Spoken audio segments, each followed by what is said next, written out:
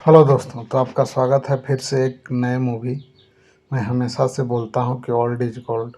ये मूवी का नाम है पैसेंजर, जो कि एक हॉलीवुड मूवी है और इसका IMDb रेटिंग 10 में से 7 का है, जो कि बहुत ही अच्छा खासा रेटिंग है। इस मूवी में ये है कि एक जिम नाम का लड़का रहता है, जो कि एक मैकेनिकल इंजीनियर रहता है और उन लोग एक सफ़र में निकलते हैं पृथ्वी से, उस पृथ्वी ही जैसा एक दूसरा पृथ्वी यानी कि दूसरे ग्रह पर।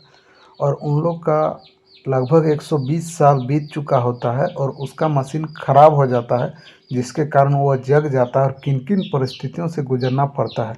और वहीं पर एक रहती है अरोला रेन, जो कि एक पत्रकार रहती है, उसको भी उसको जगाना पड़ता है, क्योंकि वो 1 साल से अकेला था और उन लोग को अगले पृथ्वी तक पहुंचने के लिए 90 साल का यात्रा तैयार करना था। और जबकि जो भी वो कंपनी था उसका मशीन कभी ख़राब नहीं होता, लेकिन वो ख़राब हुआ था। उन लोग जब सोते थे तो उन लोग का एज नहीं बढ़ता था। उन लोग किन किन परिस्थितियों से जिम उस सफ़र में, और ये जो अरोरा थी और कुछ रॉबर्ट्स थे, वो कैसे उन परिस्थिति को झेलें उसके बारे में बताएंगे। तो आइए यहाँ से मूवी शुरू होता है।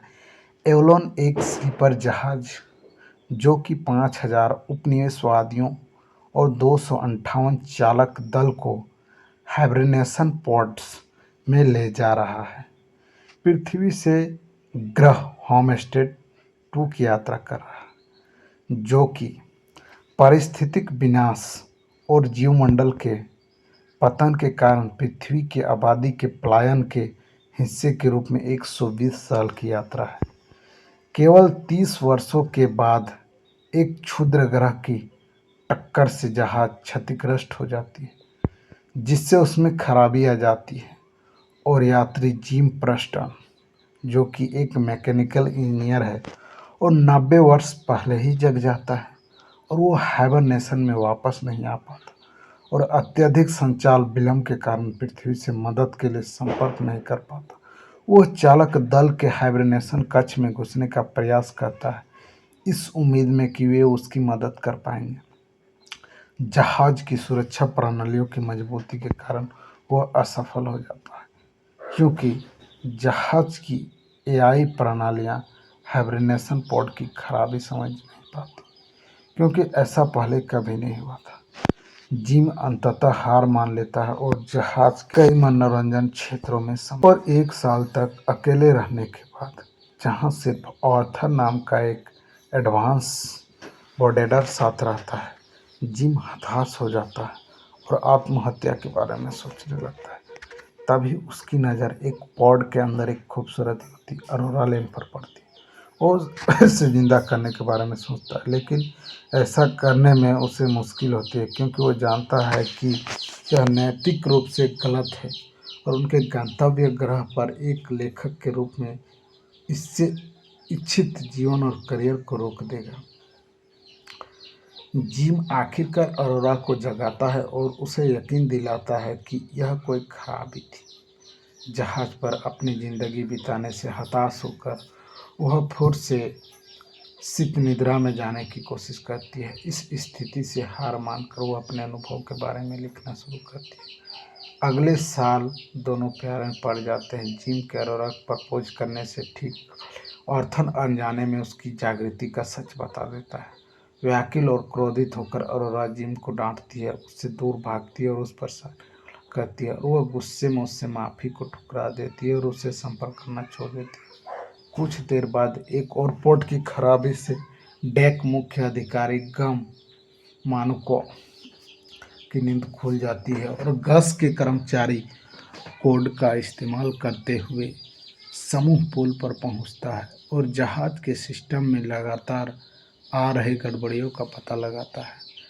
अगर इसकी मरम्मत नहीं की गई तो जहाज पूरी तरह से फेल हो जाएगा, जिससे यात्री और चालक दल के सदस्य मारे जाएंगे। जब इस गंभीर रूप से बीमारी पड़ता है तो जहाज का स्वचालित चिकित्सा कक्ष ऑटोडॉक नेक्रोसिस का निदान करता है और उसे जीने के लिए कुछ घंटे देता है, और वह इसका कारण अपने हाइबरनेशन पॉड की कई विफलताओं को मानता है।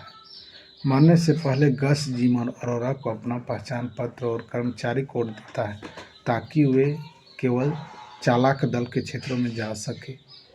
जिम और अरोरा को 2 साल पहले क्षुद्रग्रह टकराव के कारण जहाज के पतवार में दरारें दिखाई देती है। जहाज का फ्यूजन रिएक्टर पावर प्लांट संचालित करने का कंप्यूटर मॉड्यूल क्षतिग्रस्त हो गया, जिससे लगातार खराबी आ रही है क्योंकि इसे बनाए रखने के लिए प्रयास में अन्य प्रणालियों की कंप्यूटिंग शक्ति को दूसरी जगह लगा दिया जाता था।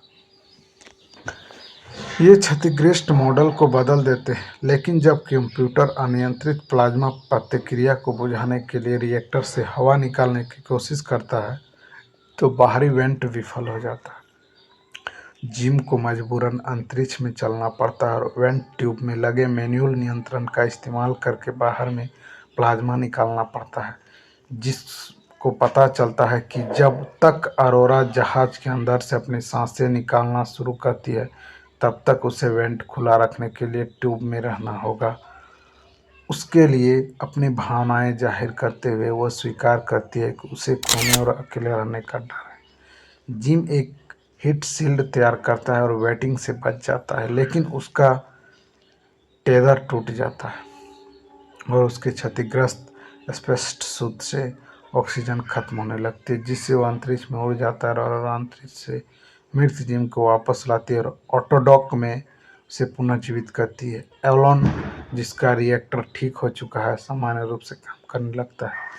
गस को अंतरिक्ष में दफनाने के बाद जिम को पता चलता है कि ऑटोडॉक एक व्यक्ति के लिए हाइड्रोनेशन पॉड का काम कर सकता है, इसलिए वह जिद करता है कि अरोरा बाकी यात्री के लिए इसका इस्तेमाल करे और यह जानते हुए कि वह जिम को फिर कभी नहीं देख पाएगी और वह उसके साथ जागते रहने का फैसला करती है।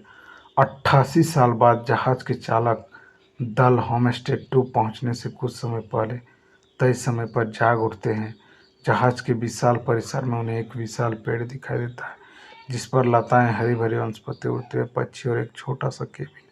अरोरा कहानी की एक रिकॉर्डिंग में इस अद्भुत जीवन का वर्णन है जो उसने जिम के एवलन पर बिताया था और यहाँ पर यह मूवी ख़त्म हो जाती है।